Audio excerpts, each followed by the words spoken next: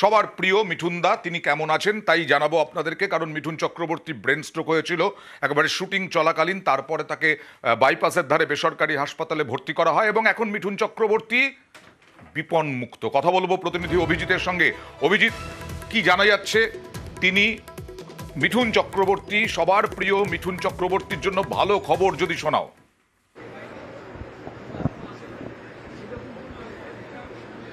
অয়ন, নিঃসন্দেহে ভালো খবর। আজকে সকালবেলা মিঠুনকে যে অবস্থায় নিয়ে আসা হয়েছিল বাইপাসের পাশের এই বেসরকারি হাসপাতালে, তখন তার বাঁ দিকটা প্রায় অসাড় অবস্থায় ছিল। আজকে শুটিং চলাকালীন, শাস্ত্রী বলে একটি ছবির শুটিং চলাকালীন সেই সময় তিনি গুরুতর অসুস্থ হয়ে পড়েন এবং মিঠুন চক্রবর্তী তাকে দ্রুত এই হাসপাতালে নিয়ে আসা হয় এবং স্নায়ুরোগ বিশেষজ্ঞ ডক্টর সঞ্জয় ভৌমিকের তত্ত্বাবধানে তাকে আইসিইউতে ভর্তি করানো হয় এবং চিকিৎসকরা যেটা জানাচ্ছেন যে স্ট্রোক হলে, যে ব্রেন স্ট্রোক হলে গোল্ডেন আওয়ার হচ্ছে 4 ঘন্টা এবং সেই 4 ঘন্টার মধ্যেই মিঠুন চক্রবর্তীকে এই হাসপাতালে নিয়ে আসা হয়েছিল। ফলে এই মুহূর্তে বিপদমুক্ত মিঠুন চক্রবর্তী। তাকে কিছুক্ষণ আগে আইসিইউ থেকে কেবিনে স্থানান্তরিত করা হয়েছে।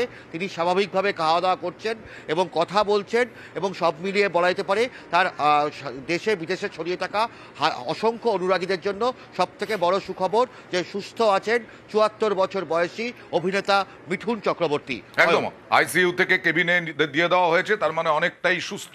আর দেবশ্রী রায় সহ অনেকেই গিয়েছিলেন, তারা কি বলছেন দেখুন। ভালো আছে, কথা বলেছে, মানে স্টেবল, অ্যাবসলিউটলি স্টেবল। হ্যাঁ, কথা বলেছি, নাথিং টু ওয়ারি। আজকেই কেবিনে দিয়ে দেবে, স্টেবল, ওই জন্য হাসি মুখে যাচ্ছি বাড়ি।